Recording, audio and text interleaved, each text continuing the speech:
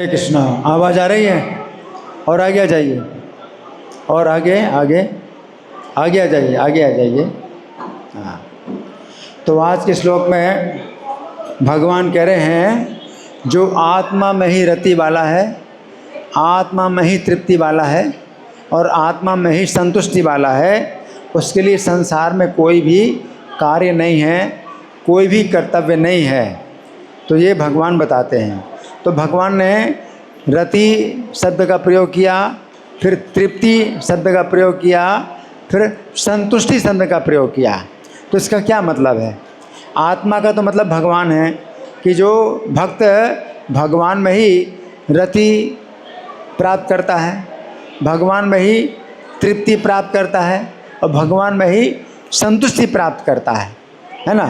तो हम समझेंगे कि भगवान ये तीन शब्दों का जो प्रयोग कर रहे हैं, इसका क्या अर्थ है। सुनिए बड़े ध्यान से, मैं पढ़ के सुनाऊंगा। यहाँ पर भगवान उस व्यक्ति की चर्चा कर रहे हैं जो श्री कृष्ण में ही रति, तृप्ति तथा संतुष्टि प्राप्त करता है।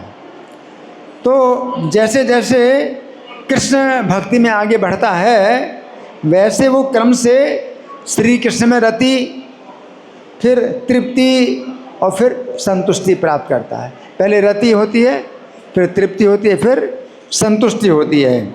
रति के धरातल पर वह श्री कृष्ण के गुणों में इतना सुख प्राप्त करता है, रति के धरातल पर श्री कृष्ण के गुणों में इतना सुख प्राप्त करता है कि पृथ्वी के और स्वर्ग के विषय सुख नहीं पाना चाहता।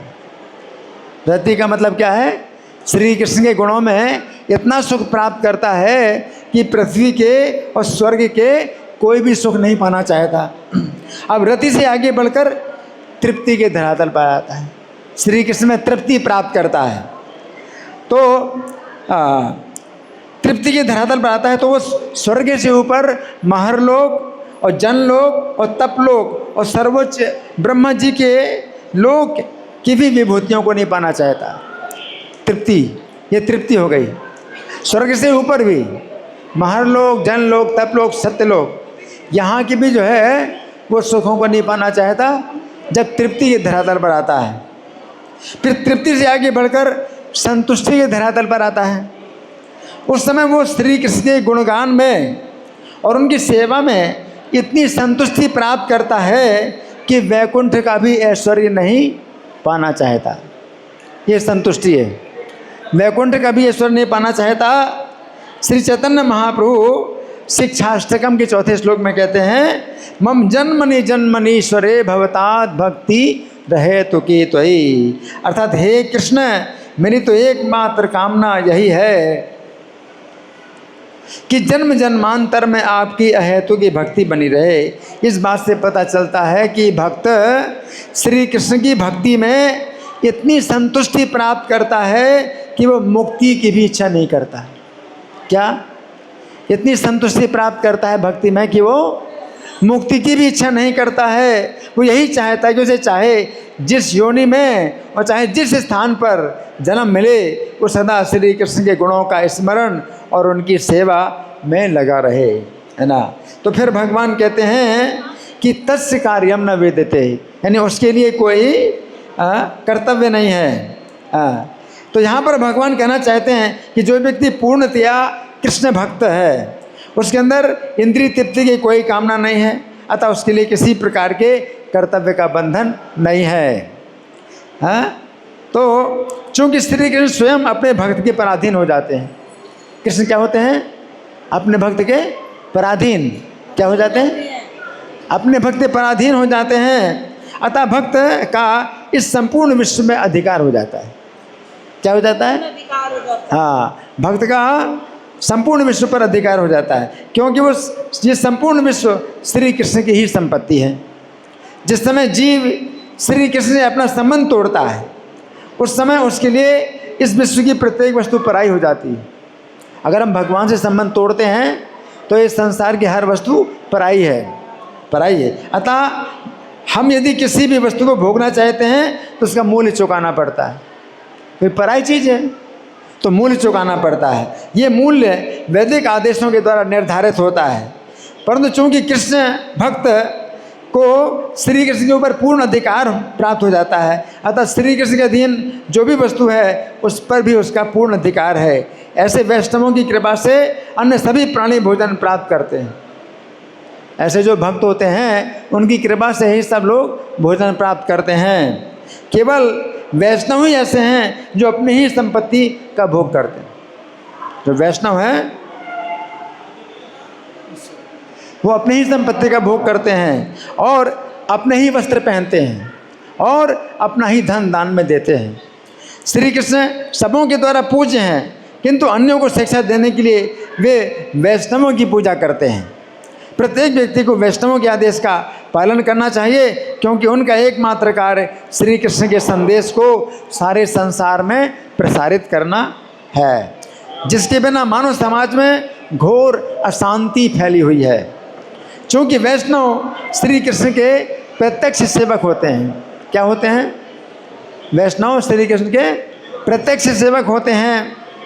अतः वे अन्यों पर आश्रित नहीं रहते, अन्यों पर आश्रित नहीं रहते। वास्तव में संसार की सारी वस्तुएं वैष्णवों की हैं, किंतु वे बिना बस अन्यों से दान ग्रहण करते हैं। प्रत्येक वस्तु वैष्णवों की है, किंतु सरकार और व्यापारी को चाहिए कि प्रत्येक वस्तु को बैंकरों की भांति अपनी अमानत में रखे, और जब भी वैष्णवों को धन की आवश्यकता पड़े तो वे उसकी पूर्ति करें।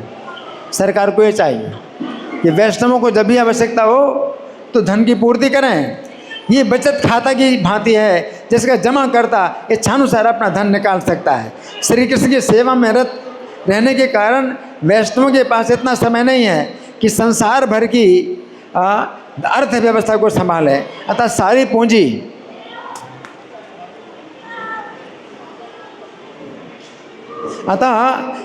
पूंजी प्रशासन द्वारा रखी जाती है, जो वैष्णवों के मांगने पर उस पूंजी को देता है, प्रस्तुत करता है। वास्तव में वैष्णव पराये खर्चे पर जीवन यापन नहीं करते, वे अपना खर्चा करते हैं। वैष्णव क्या करते हैं? अपना ही खर्चा करते हैं। यद्यपि ऐसा लगता है कि वे धन को अन्यों से एकत्र कर रहे हैं। अन्यों को दान देने का अधिकार नहीं है, क्योंकि उनके पास जो कुछ भी रहता है वो वैष्णवों का होता है। आपने कुछ दान दिया तो आपने क्या दिया? ये आपका तो है नहीं, वो तो वैष्णवों का है। अतः केवल वैष्णवों के आदेश पर ही अन्य लोग दान दे सकते हैं। दुर्भाग्यवश इस समय वैष्णवों का अभाव है, और चूंकि लोग वैष्णवों के आदेशों का पालन नहीं करते हैं, इसी कारण संसार में अराजकता फैली हुई है। चूंकि वर्तमान में समाज का संचालन वैष्णवों के आदेशों से नहीं होता, अतः सारी प्रजा पाप में मग्न है। फलस्वरूप सबों को प्रकृति दंडित कर रही है। तो यहाँ पर बहुत विस्तार से व्याख्या है इस श्लोक की।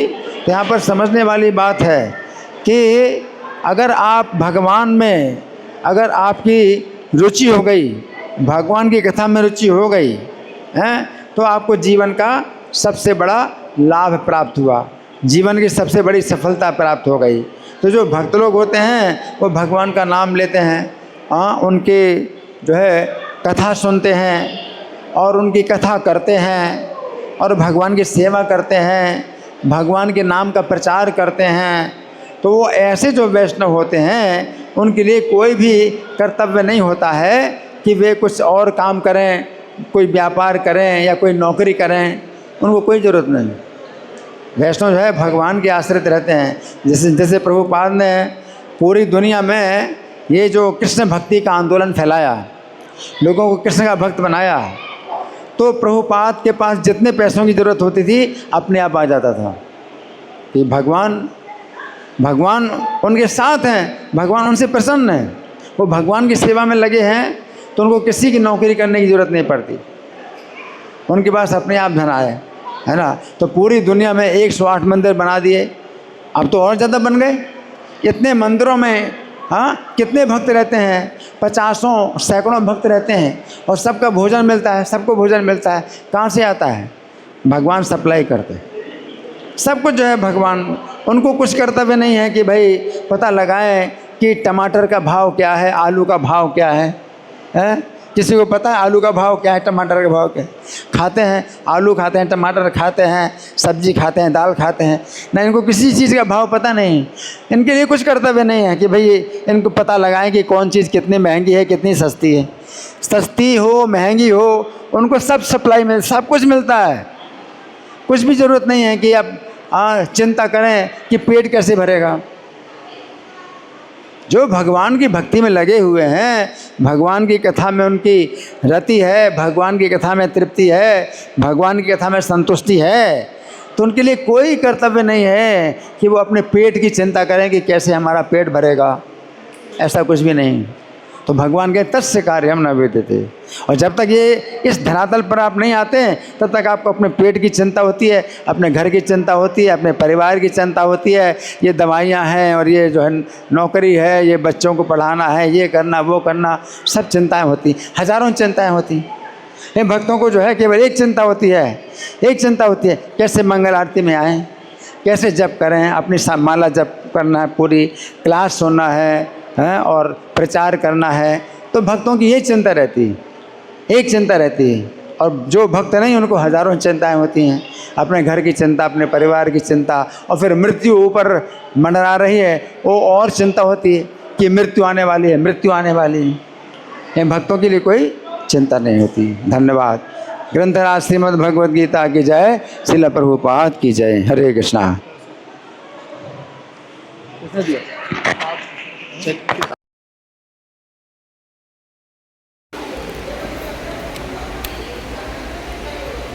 पुस्तक ले सकते हैं आप, देख लो, इसको बहुत अच्छी है।